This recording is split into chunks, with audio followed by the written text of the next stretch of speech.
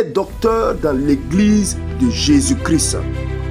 Avant de commencer, je tiens à préciser que l'objet donc de cette émission n'est pas de discréditer ceux qui sont porteurs de titres de docteur dans le milieu religieux chrétien, ou encore donc de décourager ceux-là qui sont dans un élan d'obtenir donc un titre académique de doctorat.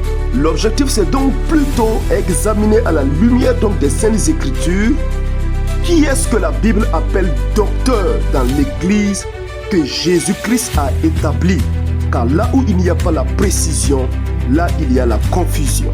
Dérivé du grec didaskalos, le mot docteur veut dire simplement enseignant. Il est souvent traduit par maître ou rabbi dans les Saintes Écritures. Examinons avec vous 5 docteurs dont parle la Bible et ceux qu'elle reconnaît véritablement comme docteurs dans l'église de Jésus-Christ. Le premier type de docteur, c'est le Dieu tri-un. Le Père, le Fils, le Saint-Esprit sont des docteurs par excellence. Dieu le Père est docteur car il enseigne son peuple. Dans Ésaïe 48, verset 17, nous lisons que « Ainsi parle l'Éternel, ton Rédempteur, le Saint d'Israël. Moi l'Éternel, ton Dieu, je t'instruis, autrement je t'enseigne pour ton bien. Je te conduis dans la voie que tu dois suivre. » Dieu dit lui-même qu'il instruit son peuple. Un rôle donc de docteur. Dieu le Fils est aussi le docteur par excellence de son église qu'il a bâtie par son œuvre rédemptrice.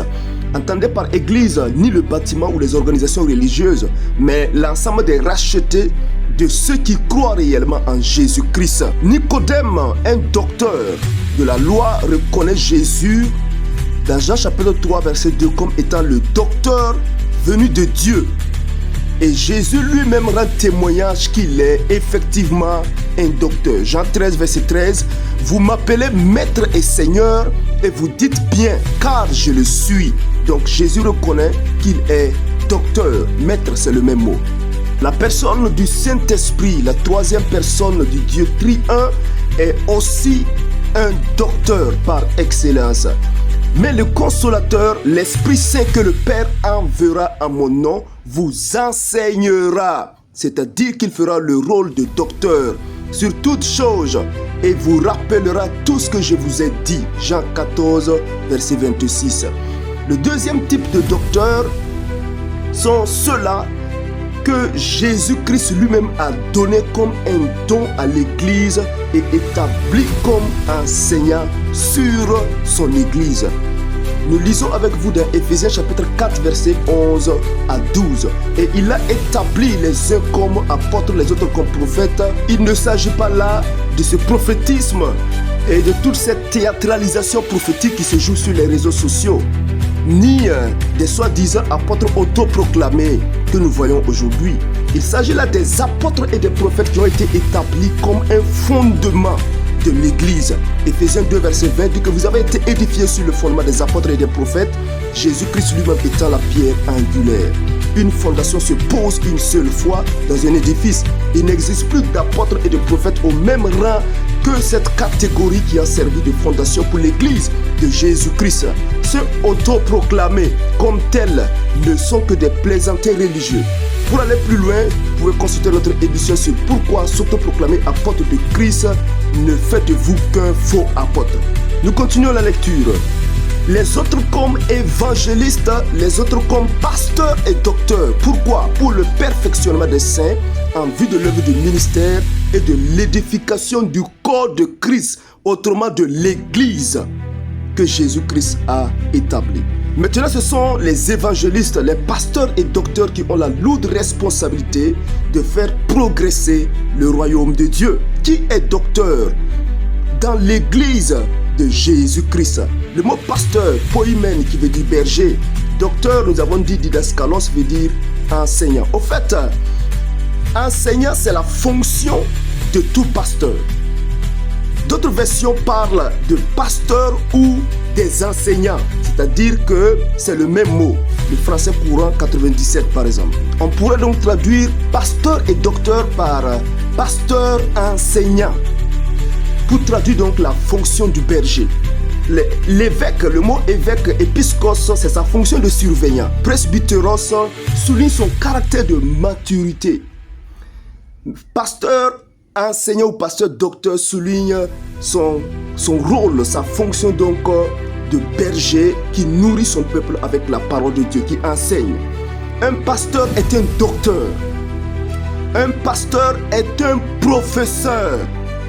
Et j'aime la traduction de King James française. Il dit qu'il a donné les uns comme apôtres, les autres comme prophètes, les autres comme évangélistes et les autres comme pasteurs et professeurs. Un mot qui remplace docteur, qui veut simplement dire enseignant. Dans l'église de Jésus-Christ, je dis bien dans l'église de Jésus-Christ, pasteur, docteur, professeur ne sont pas une hiérarchie de titres, mais traduit la même réalité de la fonction du pasteur, qu'il ait été à l'école ou pas. Pierre et Jean étaient des vrais docteurs de l'église, mais ils étaient sans instruction. Acte 4, verset 13, lorsque le peuple vit l'assurance de Pierre et de Jean, ils furent étonnés, sachant que c'étaient des hommes du peuple sans instruction. Et il les reconnut pour avoir été avec Jésus. Ils étaient sans instruction, agrammatoi. Littéralement, ça veut dire illettrés ou sans formation scolaire. Mais ils enseignaient comme leur maître Jésus. Qu'est-ce qui faisait leur particularité? Pour avoir été avec Jésus. Puisque Jésus leur a donné la sagesse. Luc 21, verset 15. Car je vous donnerai une bouche et une sagesse à laquelle tous vos adversaires ne pourront résister ou contredire. Et aussi le Saint-Esprit, il les a donnés comme docteur, un vrai enseignant. Jean 14, 26. Et son onction vous enseigne toutes choses. L'apôtre Paul, un docteur aussi dans l'église de Jésus-Christ, établit les traits caractéristiques d'un docteur de l'église de Jésus-Christ. 2 Timothée chapitre 2 verset 15. Efforce-toi, il parle à Timothée, de te présenter devant Dieu comme un homme éprouvé, un ouvrier qui n'a point à rougir, qui dispense droitement la parole de Dieu. Le docteur selon Dieu, c'est celui-là qui est éprouvé devant Dieu, pas seulement devant les hommes, mais aussi devant Dieu.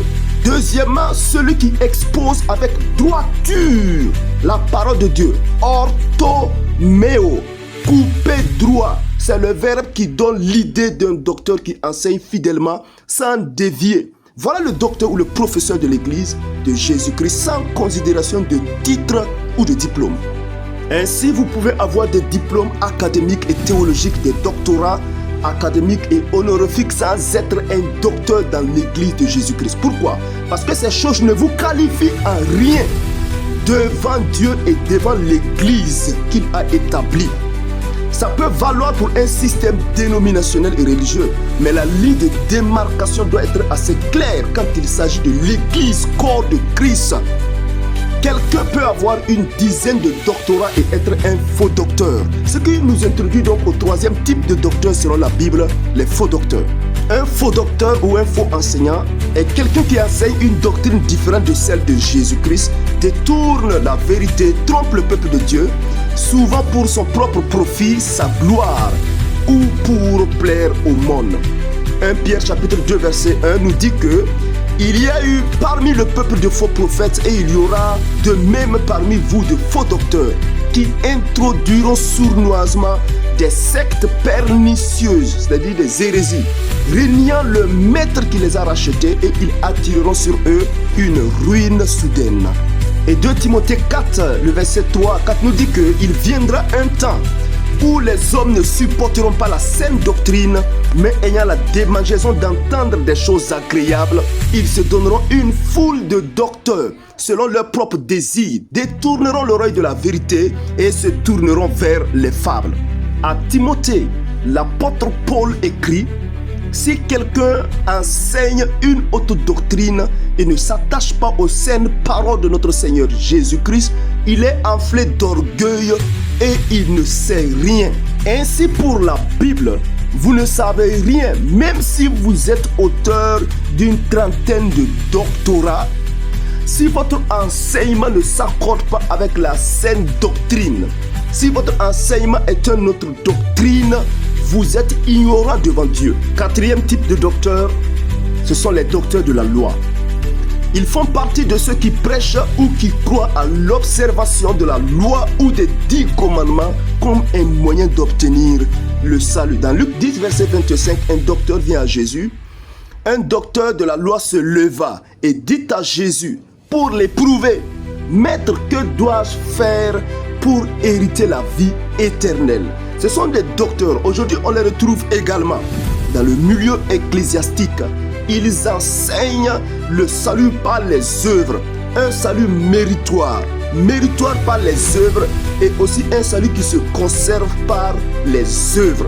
Aussi longtemps que vous prêchez le légalisme comme un moyen de la rédemption, comme un moyen de compléter l'œuvre de Christ, vous êtes un docteur de la loi.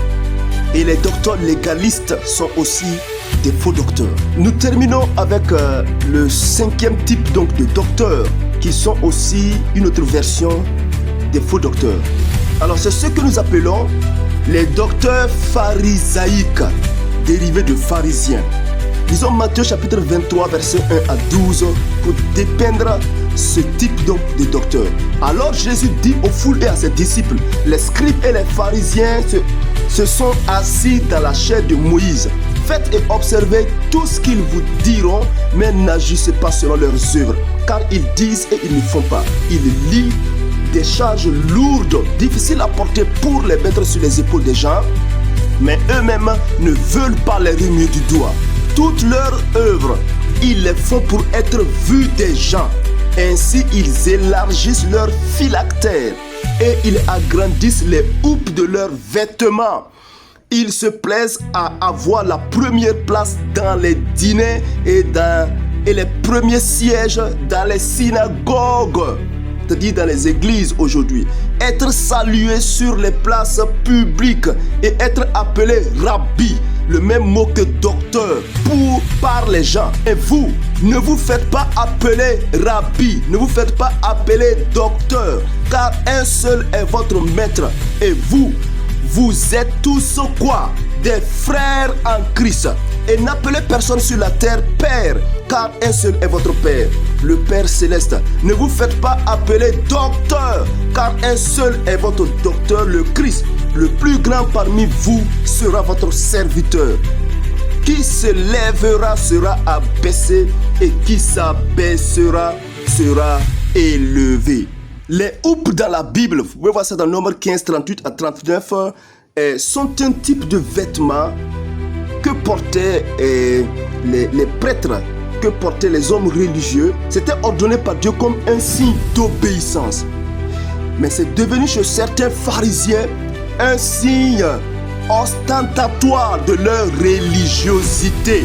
Jésus les critique non pour la frange en elle-même, mais pour l'orgueil. Ainsi, prenons garde que les toges de docteurs ne deviennent pas des houppes des pharisiens. En résumé, tout pasteur fidèle de Jésus-Christ qui expose droitement la parole de Dieu a la fonction d'enseignant ou de docteur ou de professeur dans l'église de Jésus-Christ. Ils sont tous des pasteurs docteurs ou des pasteurs professeurs, qu'ils aient été à l'école classique ou pas, qu'ils aient été instruits ou pas. Les titres, qu'ils soient académiques ou honorifiques, ne font pas de vous un docteur dans l'église de Jésus-Christ. Regardez le verset 9 de Matthieu 23.